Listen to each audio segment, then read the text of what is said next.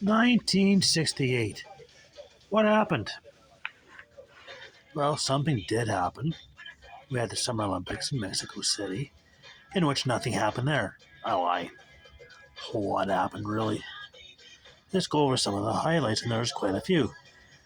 As I said, the 1968 Summer Games were in Mexico City, held from October 12th to the 27th. Third, third time they were held in the last third of the year. 112 nations and 5,516 athletes competed.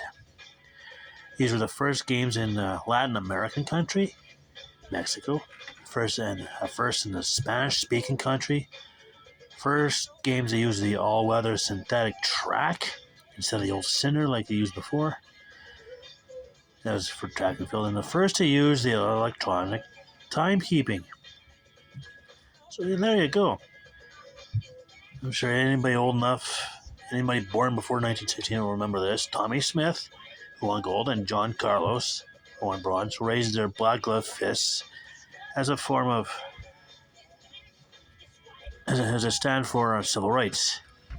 And they took a stand for civil rights, and one of those that raised their glove fists in the air. Smith and Carlos would be banned from the Olympics for life. Peter Norman, who won the silver, rumored has it he gave him had a pair of gloves and offered a glove for either one of them. Peter Norman, who had won silver, had a human rights badge on him, was omitted from the 1972 games by his home country of Australia, presumably as punishment for the badge. The high elevation of Mexico City influenced many of the events, mostly in track and field. Bob Beam, for example, jumped 8.9 meters or 29 feet 2 plus inches, 22 inches further than the previous record. Now that record is still an Olympic record, but it's not a world record anymore because it was broken in 1991 by Mike Powell. I don't know if it's been broken since, but and at 2,240 meters, or 7,350 feet, is still the highest elevation of any host city. So there. Dick Fosbury wins the high jump using a technique that's now known as the Fosbury flop. You come at the high jump and you gotta go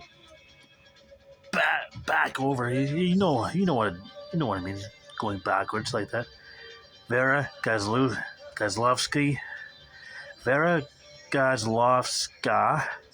of the Czech Republic wins 4 golds in gymnastics, and then she turns around and protests the Soviet invasion of Czechoslovakia. So yeah, I'm not done here yet. Introduction of doping tests began here, which results in the first disqualification. And you gotta laugh at this now, but Hans Gunnar Liljenvall of Sweden was disqualified for alcohol. He had a few alcoholic beverages before his competition, and it showed up in doping. Alcohol. Now explain to me why alcohol would be bad. The athletes now know better not to drink before an event, because it just looked pretty ridiculous. Yeah, I got a little story with that after I'm done here. That story, which you'd think it was, I forget who it was. It was a Canadian that won in Barcelona or something. He celebrated his medal after his event. Got to the medal ceremony. He admitted he was a bit tipsy. I forget who it was. I don't know how true that story is. If somebody knows, leave it in the comments. Okay, where the heck did I leave off? Yeah, so Liljenvall was disqualified for alcohol use. This is the first appearance of future IOC President Jacques Rogge. He competed. He had competed in yachting, and I think he competed again 70. I don't know how many he competed, but yeah, you're gonna see Jacques Rogge as president later. These were the first games which significant African presence was felt, mostly in long distance running. And a lot of the athletes who'd come from Kenya or Ethiopia are used to the higher elevations. So when they got to Mexico, it was like, yeah, you got this covered. Won a lot of medals. These were the first games in which the closing ceremonies were televised in color. So there you go. The USA won the most golds and the most medals overall. 45 gold, 28 silver, 34 bronze for 107 total. I don't think they do both again until 1984. I'm not sure if they get most golds or most medals. They probably had got most golds or most medals, but not both until 1984. So that'd be 1, 2, 3, 4, 72, 76, 80. Yeah, it's 4 more Olympics away. Soviet Union was not too far away in second with 29 golds, 32 silver, 30 bronze for 91 total.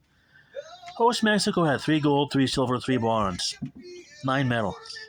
That was easy math. Speaking of easy math, Canada had 1 gold, 3 silver, 1 bronze for 5 total. So yeah, there's quite a fair bit happened in Mexico City in 1968. Oh, I almost forgot. The final person to light the cauldron was a female. First time a female lit the cauldron. So there you have it. 1968. Close out the 60s. Tomorrow we start the 70s. 1972, I think it was Munich. But that's tomorrow. Until then, stay tuned.